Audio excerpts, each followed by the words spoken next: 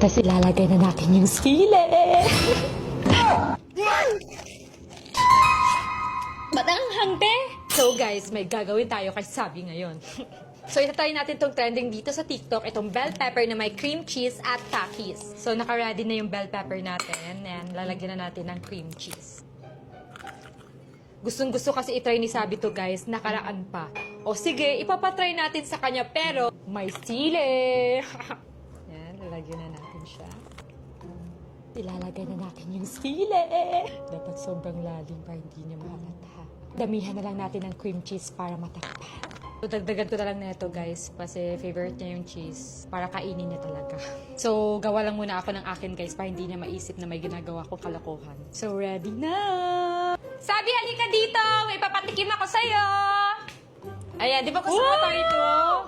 Hindi mo naman ako tinawag. Ayan sa'yo. Wow, ba't ang laki naman sa akin? Ang liit naman sa'yo. Siyempre, love kita, kaya mas malaki yung sa'yo. Sweet mo ngayon na. Gustong gusto ko itry ito guys. Thank you!